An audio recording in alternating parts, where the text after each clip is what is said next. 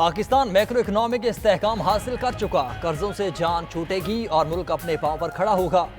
MDIMF نے پاکستانی معیشت میں بہتری کی تعریف کی۔ وزیر اعظم شہباز شریف کا وفاقی کابینہ کے اجلاس میں اظہار خیال، کہا سمندر پار پاکستانیوں کی طرف سے ترسیلات زر میں ریکارڈ اضافہ ہوا۔ سمندر پار پاکستانیوں کو سہولت دینے کے لیے پرعزم ہیں۔ ترکیہ کے صدر کا دورہ انتہائی اہمیت کا حامل ہے۔ مشرق وسطیٰ کی صورتحال پر بات کرتے ہوئے بولے، سعودی عرب کی خود مختاری پر آنچ نہیں آنے دیں گے۔ سعودی عرب پاکستان کا بااعتماد دوست اور برادر ملک ہے۔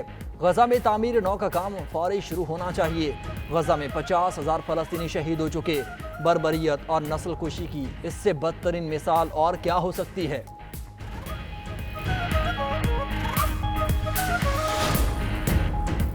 سربراہ IMF نے پاکستان میں معاشی بحالی کا اعتراف کر لیا۔ وزیر اعظم شہباز شریف سے دبئی میں IMF کی مینیجنگ ڈائریکٹر کی ملاقات۔ اعلامیہ کے مطابق ملاقات میں IMF پروگرام، حکومتی اصلاحات، میکرو اکنامک استحکام پر گفتگو ہوئی۔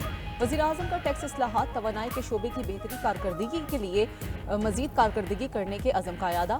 MDIMF کی پروگرام کو مؤثر طریقے سے نافذ کرنے کے لیے حکومتی کوششوں کی تعریف، کہا کہ پاکستان معاشی بحالی کے حصول کے بعد ترقی کی راہ پر گامزن ہے۔ کرسٹلینا جارجیوا کا ادارہ جاتی اصلاحات اور مؤثر گورننس کی اہمیت پر زور۔ وزیر خزانہ محمد اورنگزیب کہتے ہیں MDIMF کے ساتھ بڑی مثبت بات چیت ہوئی، ملک میں میکرو اکنامک استحکام آیا ہے۔ MDIMF نے پاکستان کے اقدامات کو سراہا، سب اچھا کی خبر مل رہی ہے۔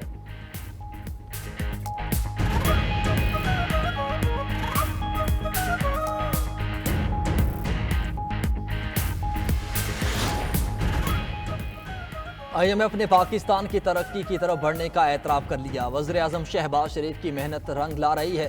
پاکستان سیاہ اندھیروں سے باہر آ رہا ہے۔ زوال کا رخ ترقی کی طرف موڑ دیا ہے۔ معاشی اشاریوں کی بہتری پاکستان کی بہتری ہے۔ صدر مسلم لیگ نون نواز شریف کی ملاقات کے لیے آئے پنجاب اسمبلی کے اراکین سے گفتگو، کہا معیشت میں بہتری لا کر ایک بار پھر ملک کو سنوار رہے ہیں۔ بے ایمانی سے آئے شخص نے ملک کی بنیادیں ہلا کر رکھ دی تھیں۔ ہم نے پاکستان کی خاطر ہنستے ہوئے قربانیاں دیں، آگے بھی دیں گے۔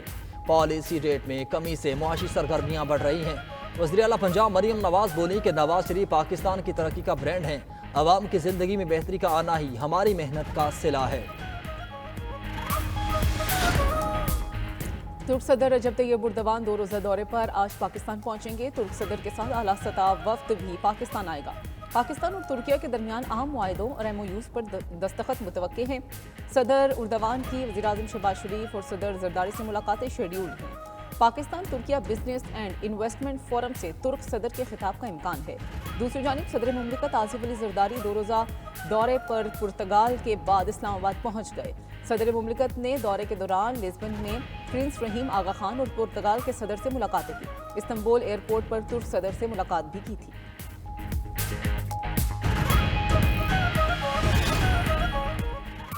آرم فورسز کا کوئی شخص گھر بیٹھے جرم کرتا ہے تو کیا آرمی ایکٹ لگے گا؟ ہم آئین کے پابند ہیں یا عدالتی فیصلے کے؟ اگر آئین میں تبدیلی ہو جائے تو کیا ہوگا؟ سویلینز کے فوجی ٹرائل کے کیس میں جسٹس جمال خان مندوخیل کا سوال۔ جسٹس محمد علی مظہر نے کہا سیکشن 2D ختم ہونے کے بعد جاسوس عناصر کا ملٹری ٹرائل نہیں ہو سکتا۔ اگر سول ملازم دشمن ملک کے لیے جاسوسی کرے تو ٹرائل کہاں ہوگا؟ سلمان اکرم راجہ بولے کہ اس کا trial special under official secret act کے تحت ہوگا۔ وکیل اعزاز احسن نے دلائل دیے کہ FBLE کیس میں آیا سپرا اور میجر اشتیاق آصف کا وکیل رہا ہوں۔ اس وقت ٹرائل اٹک جیل میں ہوتا تھا۔ ٹرائل کے بعد ریکارڈ جلا دیا جاتا تھا۔ جسٹس مسرت ہلالی نے ریمارک دیے کہ اس وقت مارشل لاء کا دور تھا۔ سلمان اکرم راجہ بولے کہ مجھے بطور وکیل روزانہ اڈیالہ جیل میں احساس سہنا پڑتا ہے۔ میری ٹائی تک کی تلاشی لی جاتی ہے۔ جسٹس امین الدین خان نے ریمارکس دیے کہ آپ دلائل اس کیس تک محدود رکھیں۔ سماعت کل تک ملتوی کر دی گئی۔ ججز سینیورٹی تبدیل کرنے کے خلاف 5 ججز کی ریپریزنٹیشن مسترد۔ اسلام آباد ہائی کورٹ نے کیس کا تحریری فیصلہ جاری کر دیا۔ Justice Mohsin Akhtar Kayani, justice Tariq Jahangiri, justice Babar ستار، جسٹس سردار اعجاز اور جسٹس سمن رفت کی ریپریزنٹیشنز مسترد کی گئیں۔ چیف جسٹس عامر فاروق کی رجسٹرار کو فیصلے کی کاپی متعلقہ ججز کو بھیجنے کی ہدایت۔ فیصلے کے مطابق صوبائی ہائی کورٹ سے ٹرانسفر ہونے والے ججز کو دوبارہ نیا حلف اٹھانے کی ضرورت نہیں۔ ججز کی تعیناتی اور ٹرانسفر میں فرق ہے۔ سرحد پار بھارت میں تو ججز کا ٹرانسفر عام بات ہے۔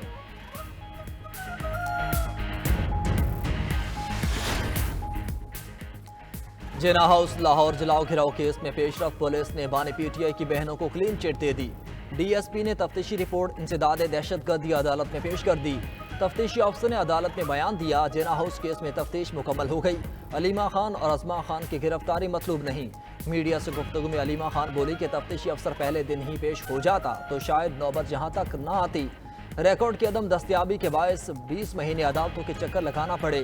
تفتیشی افسران کی غیر ذمہ داری سے کئی لوگوں نے سزائیں بھگت چکی۔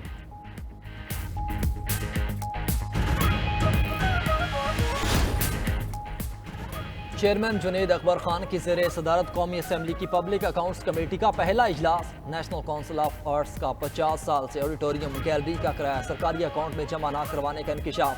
پی ایس سی سیکریٹریٹ حکام نے بریفنگ دی۔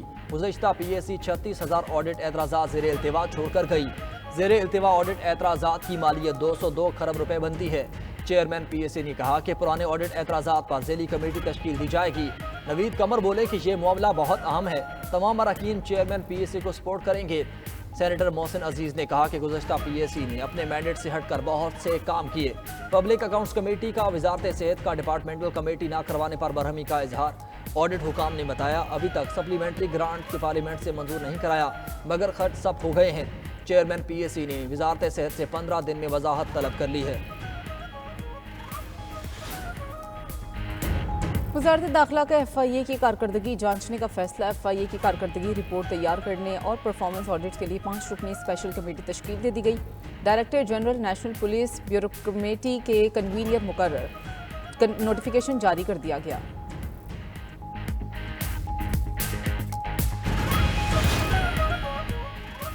گورنر سندھ کامران خان ٹیسوری سے وفاقی وزیر داخلہ محسن نقوی کی ملاقات۔ صوبے میں امن کے قیام، کرکٹ کے فروغ، پاکستان سپر لیگ سمیت دلچسپی کے دیگر امور پر تبادلہ خیال کیا گیا۔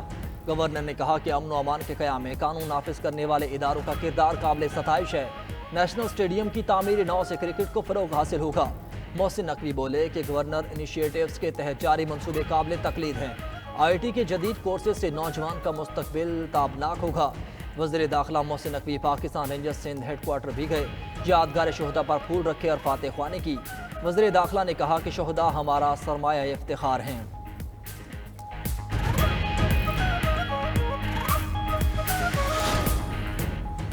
گورنر پنجاب سردار سلیم حیدر خان سے گورنر ہاؤس لاہور میں سی ایس ایس کا امتحان دینے والے طلباء کی ملاقات۔ طلباء نے 2024 کے نتائج سے پہلے سی ایس ایس 2025 کے انعقاد پر تحفظات کا اظہار کیا۔ گورنر پنجاب نے کہا طلباء کے جائز تحفظات کو صدر آصف علی زرداری تک پہنچاؤں گا۔ طلباء کے ساتھ زیادتی نہیں ہونے دیں گے۔ نوجوان کسی انتشار اور ملک دشمن ایجنڈے کا حصہ نہ بنے۔ باصلاحیت نوجوان ملک کے روشن مستقبل کی ضمانت ہے۔